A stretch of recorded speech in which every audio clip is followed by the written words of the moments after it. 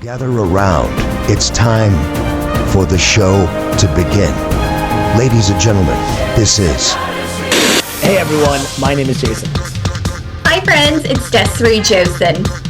Alright, there were so many matches this year that were just too much. So this won't be a shocker because we've had a handful of really awesome matches that we just can't stop talking about. How many times have these guys fought? Like it's been quite a bit. I've been saying this all year. They're just so great to watch. We saw the heel turn coming, and then when it happened, nice and bloody, both dramatic and beautiful. You are now entering the ring with Chutes and Ladders podcast. Chutes and Ladders, celebrating our 100th episode. What's going on, everyone? My name is Jason. Hey friends, it's Desiree Josen. Des, I couldn't have asked for a better partner. We've made it to 100 episodes. We started this back in June 2024, and we've absolutely just kept cranking. I couldn't have done it without you, but what is your IT on this episode? I love this. I'm so excited. And 100 episodes, it doesn't even feel like it. And you said it, I couldn't have asked for a better pod partner. We make such a great team. I think it's the FSU in us. I love it.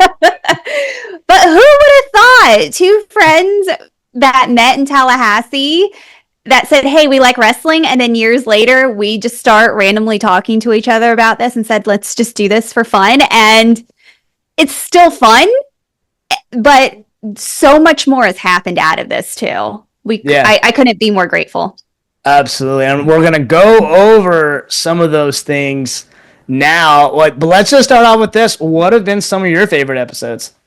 It's always our countdowns of our favorite things, just because we're two wrestling nerds that love to talk about old matches and just go back down memory lane. So it's like the one that we couldn't wait to do, which is our greatest WrestleMania matches, Royal Rumble.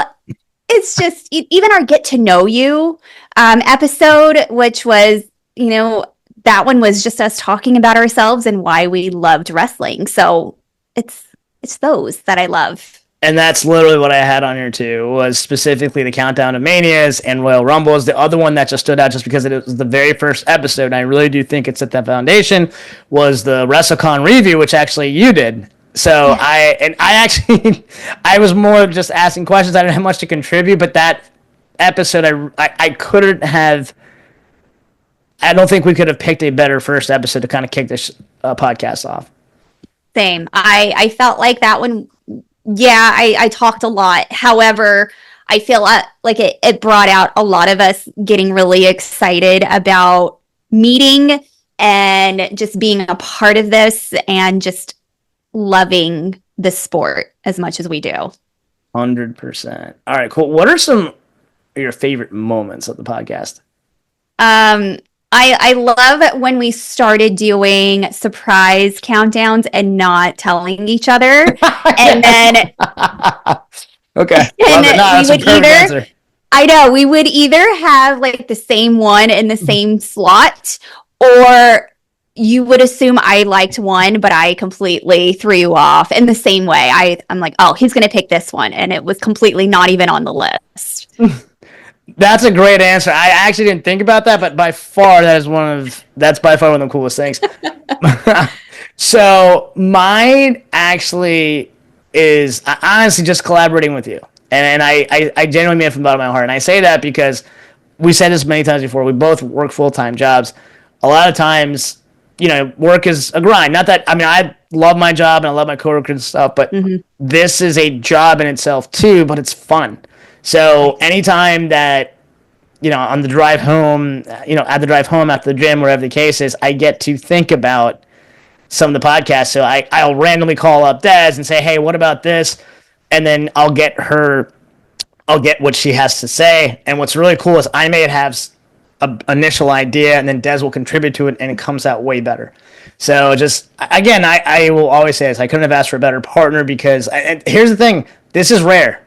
I know a lot of people out there that have either worked in, well, actually, it doesn't have to be entertainment. It could be anything. But, to collaborate on anything creative it's very hard to work with certain people if you're not on the same page, and Des and I just happen to be.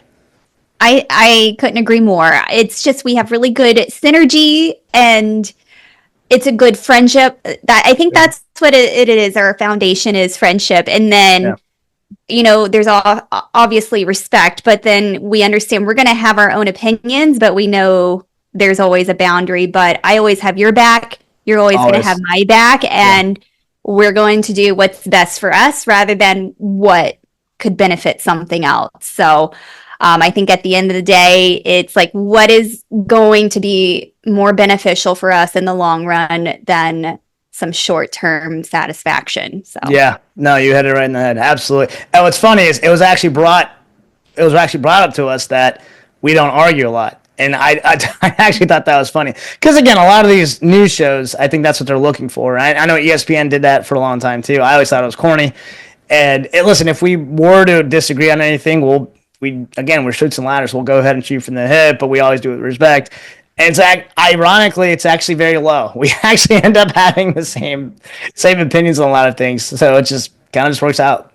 Yeah, that's when one of my friends that actually listens to us, that was one thing that they mentioned to me in the very beginning was, I noticed that y'all agree a lot and you do not bicker or fight. And I kind of just like cocked my head at him and I was like, I didn't realize that was a bad thing. And I was like, at the end of the day, we like the same thing and we know that not everyone is going to agree with us or even agree with each other, but it is what it is. And I'm not here to fight. This isn't a debate podcast. It's, hey, let's talk about what happened last night kind of thing. Yeah. So yeah, it blows my mind, but I don't expect to fight with you. No, absolutely not. All right. Now, and listen, we couldn't have done this podcast without the help of and the collaboration of some of the people that we actually worked with. So we want to kind of give them a special shout. So Atlanta Wrestling Entertainment with Mike Palumbo. I know you actually had a prior working relationship with him. What do you have to say about him? Yeah, I love Mike. We go back to door-to-door sales like 15 years ago. So we hit the ground running, but he's a really cool guy, very charismatic, who also loved wrestling, which I thought was so fun and so cool because it's rare now that we're older. And yeah, I mean, he's a co-owner of Atlanta Wrestling Entertainment in Atlanta, Georgia, works with a lot of the indie circuit and Cody Rhodes Nightmare Factory. And he reached out immediately to us and said, hey, let's help out each other, which is really, really cool. And still to this day, whatever we can do to help each other, we can. Absolutely, for sure. Yeah, Mike is awesome. And also, Wrestling Society Network, Brady Owens, I have to give him a special shout. He actually initially reached out. He has a really cool story. Funny enough, this is actually a pretty funny story. I asked him specifically, I said, hey, I'm just kind of curious, like, how'd you find this? He said, well, I'm always scouring for new content for my wrestling app, and someone saw you, Jason, and they thought you were interviewing Mickie James when they thought that Des is Mickie James. And that's actually what caught his attention. I just started laughing.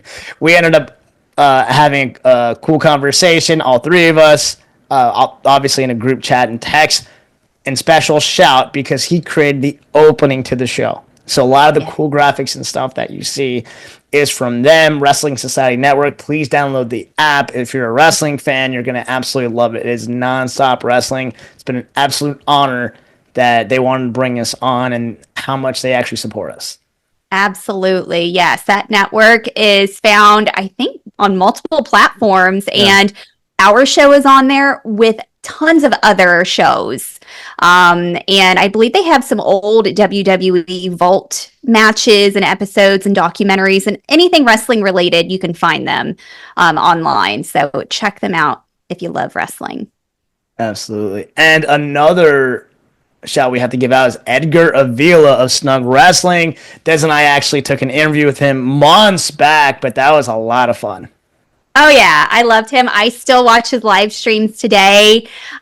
He just cracks me up. His content is so great. It's a live reaction kind of video, but his humor and his content behind everything is just so relatable as a fan, and he's just super cool. I love him. Yeah, that was a fun episode. Yeah, that was fun. All right, more love to the West Coast. Sports for You Wrestling, John Watson and Monty Ice. They're very consistent as far as keeping in touch with us. We would probably do more episodes with them. The only thing that's stopping us is the fact that they're on the West Coast. It's a little tougher because Des and I are getting older, so we usually are asleep by that time. But they've been nothing but just awesome to work with. Absolutely. They've reached out to us as soon as we started looking for collabs. And I know, Jason, you were on one of their streams for like a football. Yeah, I was the Miami Dolphins representative. That was so much fun. I stayed up. It was a little bit of a struggle because I had to stay up, but it was great. It was so cool at the beginning of the season. I was the Miami Dolphins representative, and that was a dream come true. I'm not shy about this. I actually said, when I was initially trying to get into podcasting, initially, I wanted to do it on football, whether it was pro or college. I still have aspirations, and I think God's going to bless me with that. But eventually, the doors were closed for a reason. Ended up here, and I couldn't have asked for a better podcast, especially an awesome person to work with such as Des. But when I was the Miami Dolphins representative, that was so much fun, and it kind of helped me live out one of dreams. Hey, you're still going to, so... Exactly. But yeah, shout out to them. They're awesome. And then our last one is now a local good friend of mine. I actually saw him at last year's River City Wrestling Con interviewing everyone. And I was kind of like creeping just to be like, what is he doing? And I noticed he was interviewing everyone with the news. And that's Going Ringside with Scott Johnson. And he actually... crazy enough, after our first episode, he reached out to us and was like, hey, what are y'all? Are you local? Are you interested in being on my show? And I'm like, after 1 week, is this really happening? Yeah. And that was huge for us. We're so excited. We're like, we made it. Yeah, we did not see that coming, that's for sure. Literally 1 week and maybe 1 to 2 episodes in, we got that offer. And I feel like, that's just great collaboration, great exposure, great experience. I've been fortunate enough to be on the show itself to talk about some of our favorite guys, such as The Godfather. Who else did I talk about? Miss Elizabeth, Grayson Waller. Just a whole bunch of other people, and I actually have another one in a couple of weeks. So I just love the collaboration. I love that this is just expanding our friendships and our networking to other people and just allowing us to do other things that could just bring us better opportunity. Yeah, absolutely. Listen, thank you so much, Scott. That was so much fun. Yes. And speaking of The Godfather, special shout out to him. He agreed to do a promo for us. So I really wanted to throw that out there also. That was so cool. He did it one take. Obviously, he's used to being on camera. He does a lot of live streams, but thank you so much. Yes, I love you so much. And it took me all afternoon to have the guts to go up to him and be like, please, would you cut just a 1 minute promo for us? And without a beat, he was like, yes, put the camera on me. I can do it. That's amazing. All right. So we're also going to roll. We also had a lot of really fun interviews with people that have graced their time with us, starting it off with the freshest athlete in the game, Trey Felipe. So I want to give him a special shout. And that was so cool to hear his story. Yeah, he is so cool. That's why he's called the Freshleet. And I know he's still competing today. We often share his content of whatever matches that he has. I know he's a reigning champion, and I know he's got such a bright future. Yeah, absolutely.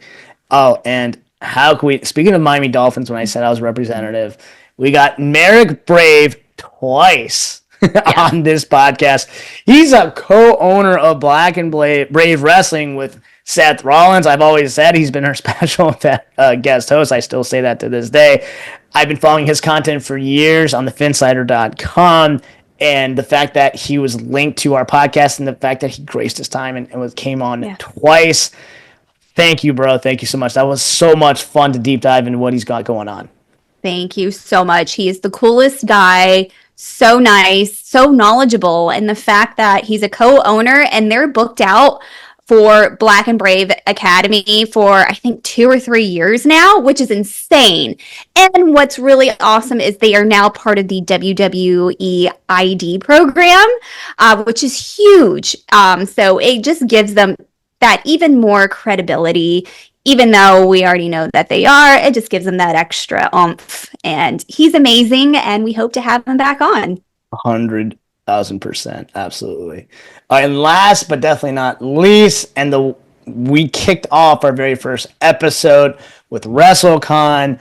We had the privilege of interviewing Nick Bate, who actually put together River City Wrestling Con. We hope to have him on our podcast again, but that was actually our very first guest. Yeah, it was such a privilege to have Nick Bate, knowing that he was the creator of this convention that I've been going to for a couple of years, to know it was our first episode and just the beginning of everything. And hey, I hope to have him back on right before the convention, hopefully, or even after. But yeah, it's the best thing ever. Absolutely. All right, cool. All right, so what about most surprising topics or videos that were super successful? Do you have any in mind? We've never run out of content, but we're like, let's try something a little different and talk about someone who is really hot right now, what is buzzworthy kind of thing, and get to know them kind of episode. You know, we thought it was going to be okay, maybe a good filler for the week. No. When we were looking at numbers, we're like, oh my gosh, this is actually, people are watching this and they like it. And right now, like, one of our top ones is with Jon Moxley and Toni Storm and Mariah May. And now our Triple H Hall of Fame episode, which is insane. And I see nothing wrong with it, but it's just not what I thought would be a big one. Yeah, 100%. It's funny. So Jon Moxley was the very first spotlight that we ever did. We talked about doing a spotlight. We knew we were going to do it. We didn't know when. We decided it was the right time for Jon Moxley, especially since he had the title at the time. And wow, people chimed in, commented, viewership went up way higher than we thought. Again, we kind of thought there was going to be just like another episode. And it's funny because we've had other episodes that we thought were going to get put over, and they just they weren't bad, but they kind of just sat in the middle, which surprised both of us. But then sometimes you'll have an episode like a spotlight of Moxley that just steamrolled. So it was really cool, and it goes to show you that when it comes down to it, this isn't just our show. The show is actually for the viewers. You know, at the end of the day, the viewers dictate what's best. And another one that threw me off was a random video that ended up getting close to a couple of them got 50 to 100,000 views within days. And it was because I happened to go to a lot of shows, and I, at the time, was like, let's take videos for me because I like to have these to go back on. And I was like, well, let's upload a couple of live shots from the holiday WWE tour or from AEW Collision or SmackDown. And everyone loves those live event videos. So that's what shocked me. I was like, who would have thought? Who was it? Was it Samoa Joe? Samoa Joe. No. Samoa Joe power bombing somebody would get us 100,000 views within days. That blew my mind. So, but yeah, apparently people like it. I mean, I'm guilty of it. I watch it too, so I get it. I love it. Absolutely. Moxley by far, and Samoa Joe too. I mean, the fact that just kind of just really shot to the top was just great. Yeah. All right. And final thoughts. Future predictions for the podcast. Where do you see us going? I see us just going up and up and up and covering Mania in person. Absolutely. Yeah, you haven't seen anything yet. This is our first year. My goal ever since I started this, everyone is like, what do you want out of this? And I said, I just want to have some fun, make some friends, go to matches, and I want to go to WrestleMania. That is one pay-per-view, PLE, that I have yet to go to. I thought I was going to Vegas, but I am going to New Orleans. I know that for a fact. We're going. Let's do it. And yeah, I mean, we're going to have some fun. We're going to make some friends. We're going to have some really cool episodes. We hope to have more people on. And yeah, I just want to have some fun and hang out. Yeah, 100%. I'm 1,000% with you. What's really cool is we actually both collectively said when we first started this, look, it's not going to be perfect. We're still figuring a lot of things out. We're going to find out what works, what doesn't. Now that we're a year in, we kind of understand things a little bit more, especially the formats. Crazy. I mean, you mentioned this before. We haven't run out of content, and that's actually not the case. That's actually the opposite way. We're actually booked for a while. For anyone that's tried to book us, we apologize. We just been so booked. It's been hard to commit to anything. We're solidly booked at least 2 months out. And that, this isn't us bragging. This is just the reality of it's just one after another after another. We have a lot of things going on. So, I mean, it's been such a blessing. So, yes. Same. I see y'all in the DMs for Shoots and Ladders. I see y'all. I'm going to get to y'all and we're going to book. So, but it's just because we're so busy, thankfully. Yeah, which is a good problem to have. Absolutely. And listen, year one is actually, technically, we're not even at the end of the year yet because that's going to be in June. But we are 100 episodes in, and we're definitely going to steamroll to 2, 3, 4, and beyond. So thank you so much for everyone that has come along this journey with us. Same. Thank you so much. Thank you to our friends and family for supporting us and just having fun with us, especially my friends at work that come up to me weekly and mention something or just so supportive. I love it. Thank you so much. And to our friends and the collaborators, our viewers and friends we've made along the way. And Jason, thank you. Yeah, I was going to say thank you guys because I could have done without you. I say this all the time. I text them this all the time. This has been so amazing. Des, you seriously are the best. You're the best. All right, that actually wraps up this episode. Join the Love Fest. DM us at the Shoots and Ladders. Like always, please like, share, and subscribe. Once again, my name is Jason. I'm Desiree Josen. All right, on to 200 and beyond. Have a blessed day and a blessed week. Bye, friends. Shoots and Ladders. Follow us for more content.